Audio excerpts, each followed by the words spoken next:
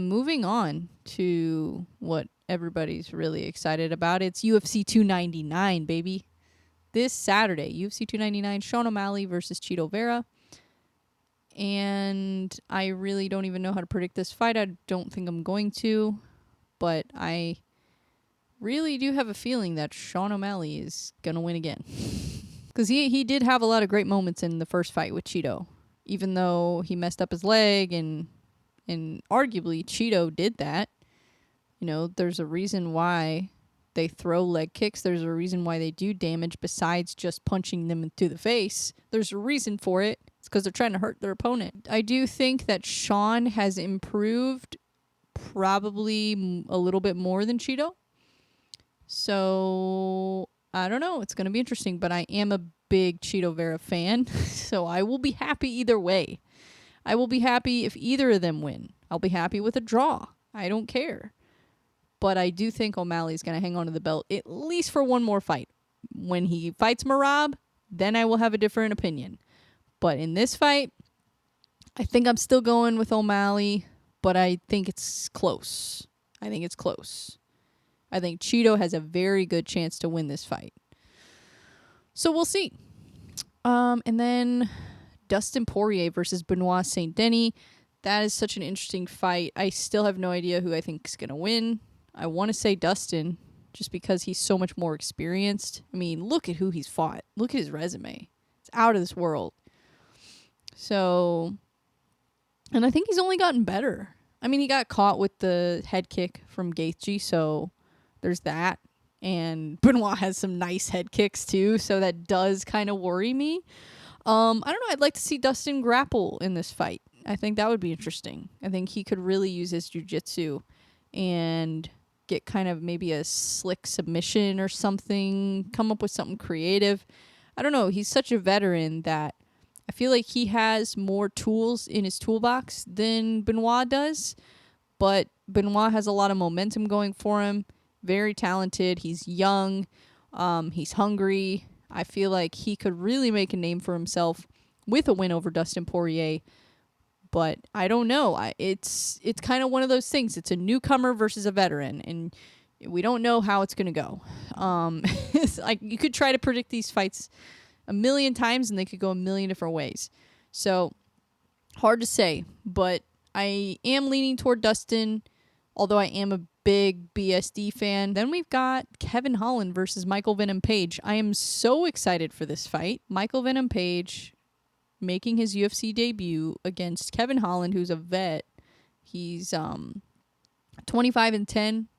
Michael Venom Page 21-2. They're both around a similar height. I don't know what Michael Venom Page's reach is. I know Kevin Holland does have a really long reach for that division, and this is at welterweight. So Kevin Holland previously has fought at middleweight as well, but this is a welterweight fight. I do think that this could be a nightmare for Michael Venom Page. I think Kevin Holland has many ways that he could expose MVP, whether it be on the ground or on the feet. The way that MVP fights, I think, could either be a problem for Kevin or could work extremely well for him. I think that Kevin Holland, he's a fighter that I've really paid a lot of attention to, and there are a lot of things that I like about him. First of all, he really does not care if he wins or not, I don't think. And I think that's a good thing. I think that's good. I think that he loves to fight. He's very passionate about fighting, and he will get in there with anyone. He does not care. And I love that about him. And he just is able to maintain a positive attitude no matter what. And he can go in, he could be on a 3-fight losing streak and still go into the next fight and still have most people thinking that he's going to win. And he could go out there and do it. He's just impressed me so many times that it's really hard to pick against him at this point. He really surprised me against Chiesa. Submitted him. That's crazy. I mean, Chiesa has, how many submissions does he have? He's like, most of his wins were by submission. So it's like, yeah, I think that would probably be a great area for Kevin Holland to expose. MVP would be on the ground. But I also do think that he could stand with him on the feet and win that way too. I don't think MVP is impossible to beat standing up, which a lot of people seem to think. I know he's got a great kickboxing background. but so does Kevin Holland. He's got a lot of skill on the feet. And yeah, I don't know. I really don't know how to predict this fight as far as like how I think it's going to play out, because I have no idea. Is Holland going to stand with him? Is he going to take it to the ground? I don't know. How is Michael Venom Page's takedown defense? What's all that going to look like? I don't know. It's very interesting too, because it's his debut in the UFC. It's crazy. He's had such a long career already as a pro in MMA, and he's finally going to the UFC and facing probably one of the trickiest opponents that you could face in the UFC in your debut. So it's going to be really interesting. And then the next fight is Jack Della Maddalena versus Gilbert Burns. I'm really interested in this fight because Gilbert Burns' jiu-jitsu is unreal. It's on a different level completely from probably almost everybody in the UFC. And Jack Della Maddalena has extremely good boxing. Actually, funny enough, the last guy that Maddalena fought was Kevin Holland. And it was a close fight. So I'm not sure what to expect here. I just think it's going to be really hard to derail JDM's momentum. He's got a lot of momentum going for him. So it's going to be really hard for anybody to put a stop to that, I think. And then also just, yeah, I think if he can avoid getting taken down, then he'll be fine. But if he gets taken down, then I think Burns will be able to do whatever he wants to JDM. I really do. Like, people do not understand how good Gilbert Burns is on the ground. It's insane how good he is on the ground. Insane. So we'll see. I don't know how that's going to go. Not entirely sure. But it's going to be close. I think it's going to be close. Don't know if it's going to be a finish. I mean, I could see Gilbert Burns getting a submission. But I don't know. I could see this going all 3 rounds, actually. I actually do. Which is kind of surprising coming out of my mouth. With two fighters like that. I mean, let's see. How many finishes does JDM have? He's got 11 knockouts, 2 submissions. So, yeah, of course, he could absolutely get a knockout. And it wouldn't shock me. But I don't know. I actually do think this might go the distance. I could be wrong. And then we've got Petr Yan versus Song Yadong. This is a very exciting fight at bantamweight. This is a huge test for Song Yadong. I feel like this is either going to make or break his career. And Petr Yan is on quite the skid, unfortunately. But I like to point out a few things about Petr Yan's last few fights, I guess you could say, or his last 5 fights. So he's won 1 fight out of his last 5, Core Sanhagen. And that was for the interim bantamweight championship. That was a few years ago. So he hasn't lost. He hasn't won a fight in quite a while. But you look at his losses. First, he got DQ'd. Okay. But up until that point, let's be honest, he was beating the brakes off of Aljamain Sterling. The second fight with Aljamain was closer. Definitely closer. I thought Aljamain won. But it was a split decision, so it wasn't like a clear-cut black and white thing. And then also his fight with Sean O'Malley. I actually thought Jan won that fight. So, he's not losing really badly. And then his loss to Merab. He lost by... But look at Merab. Oh, my God. That guy's a machine. So... yeah, he's never been finished still. Never been finished. And even his first loss in MMA, which was way before the UFC, was to Magomedov. It was a split decision. So most of his losses have been split decisions. Never been knocked out. Never been submitted. So I don't know what to expect with him. I really don't. I think this is a very winnable fight for him. But Song Yadong's really good. I mean, it's MMA. All these fights are hard to predict. It's just a big step up from his last opponent. I mean, Chris Gutierrez is very talented. But to go from Chris Gutierrez to Petr Yan, the former champion... Because, like, I just remember when Jan was champion. And when he was champion, nobody was beating him. Like, there was no question about it. Like, nobody was beating him. So I think that out of the two, Song has showed a little bit more of, I guess, I don't know. There's, gosh, my allergies are terrible. I guess what I'm trying to say is that Song Yadong, I feel like there's more opportunities for Jan to beat him because Jan is very talented, not only in his boxing, but also his wrestling. Curtis Blades versus Gelton Almeida. So Curtis Blades, 17-4, Gelton Almeida, 20-2. Yeah, I feel like Gelton Almeida is going to win this fight for sure. Well, I won't say for sure. I won't say that because Curtis Blades is very good and his wrestling is next level. Also his ground and pound, very underrated. But Gelton Almeida is a monster. Like, he just is. I don't see anybody beating him anytime soon. I just don't. And you can judge him off of the Derek Blades oh my god. Derek Lewis. You can judge him off the Derek Lewis performance. But that was a short notice fight. He was supposed to fight Curtis Blades. Completely different matchup. So you got to think game plan wise, probably wasn't super prepared for that. And yeah, the last time that he lost was literally 6 years ago. So that's a lot of momentum that he's got going for him. So I just think in this fight could go one of two ways. This could be a very high level grappling match, or it could be a mediocre stand-up battle. Let's be honest. Neither of these guys are really... I mean, I'm sure that Gelton absolutely could knock Curtis Blades out, especially since we've seen other people do it. But most likely, I would think he would probably get a submission here. I would think. I don't even remember the last time he knocked somebody out. It's probably been... I mean, and I'm talking like knock somebody unconscious.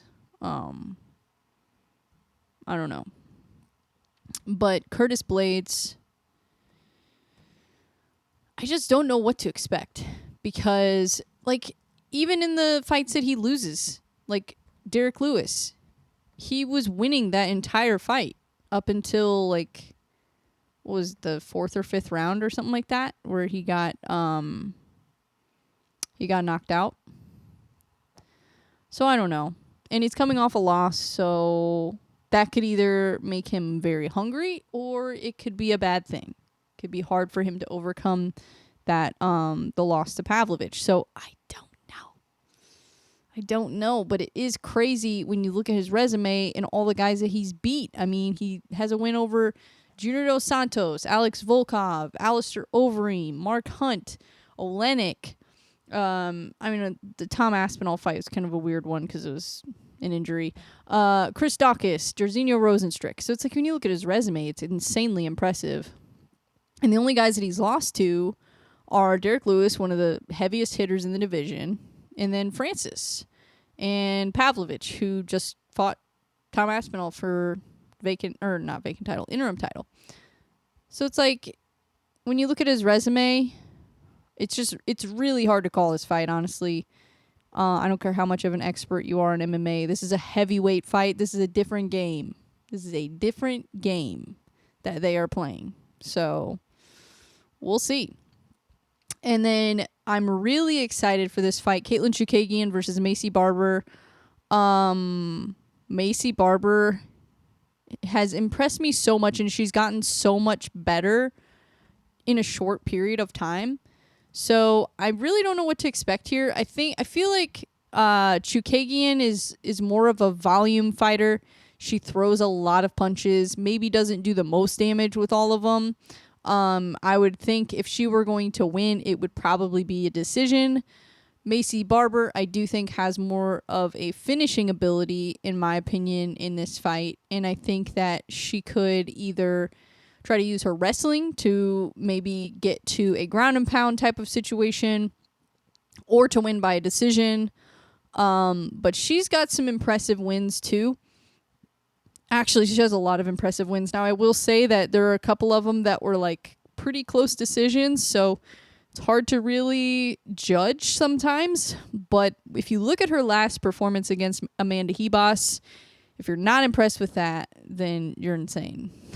Because that was such a good performance. That was probably her best performance that I've ever seen. So I think she's only getting better. She's so young. She's only 25 years old, so I think she has a lot of time still to even improve. I think this is the perfect fight for her, honestly. She's coming off a win. She's got momentum going. Chukagian's coming off a loss. So it'll be interesting, but at the end of the day, I would probably expect Macy Barber to get the dub in this one. And then we've got a very high-level lightweight fight, Mateusz Gamrot versus Rafael dos Anjos. This one's really hard to call because I just don't know. I mean, Rafael dos Anjos is a legend of MMA. A legend. And Mateusz Gamrot, probably one of the best grapplers in the UFC.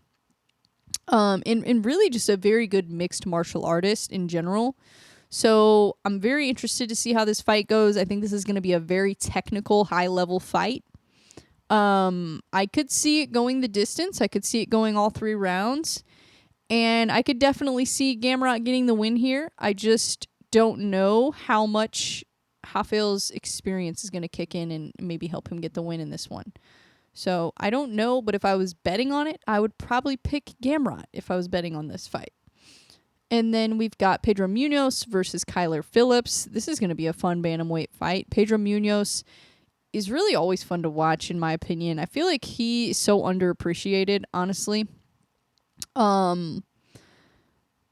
Has a lot of experience, actually, which will probably... I don't know. This is another one that's tough to call, because Kyler Phillips, he's got a lot of momentum, too. He's coming off a win, so I'm not sure how this is going to go. And then there's some really interesting fights on the early prelims, too. Ian Cutelaba versus Felipe Lins, sorry. And then Michelle Pajeda is on the prelims. Josh Parisian versus Rebelis de Spain. So Rebelis is that guy that he's like 6'7" or something crazy, and his fights are just all immediate knockouts. So that's going to be really, really interesting. But yeah, I'm very excited for this card. I'm very excited for the main event, obviously. But also the co-main event is going to be insane. Anytime there's lightweight fights on a card, I get very excited. Lightweight and bantamweight, definitely my 2 favorite divisions. So this is going to be a lot of fun. But I don't know. I don't know what to expect, honestly, from a lot of these fights. I feel like they could go either way, a lot of them. So we shall see. But that's all I got for you guys today. So I appreciate you hanging out with me while I talk about fights, and I will be back next week for a recap of UFC 299. I will also be doing a deep dive on UFC 300. I don't know when I'm going to release that, but I'm already working on it, so we'll see. But I'm going to do a full breakdown of that card. And yeah, we've got all kinds of stuff going on. We've got, hopefully... I don't think it's been officially confirmed, but we're supposed to have a UFC event here in St. Louis, May 11th. So that's going to be insane. And we've got a lot of really interesting stuff going on in the local scene. We've got kickboxing and Muay Thai coming up here at the end of March. And then we've got, obviously, the UFC card supposed to be here May 11th. So a lot of really cool stuff going on. Definitely worth paying attention to the local scene if you aren't already. But I appreciate you guys. I appreciate everybody listening, watching. I appreciate everybody's support. I don't know if I announced it on the last episode. I don't think I did. But I will be doing media at UFC 300, so I'm really excited. And thank you so much to Kimura for the opportunity. They're a MMA media outlet based out of Sweden that discovered me through my podcast, so that's really cool. that they liked my content enough to bring me on and allow me to cover probably what will be one of the biggest events of the decade in MMA. So I'm very, very excited for that opportunity. And I'm already kind of diving into the matchups and diving into watching film and all that kind of stuff with UFC 300. So I'm really excited for not only going, but also just the process in doing the deep dive and kind of just really analyzing that entire card from top to bottom, and then being able to meet with the fighters and do media at that event is just unreal. I never thought I would get an opportunity like that. So very grateful, very excited, and I will not disappoint you guys. I will make sure that it is A++. So very excited for that. But I appreciate everybody, again, watching, listening, however you consume this, and I will see you next week. Bye.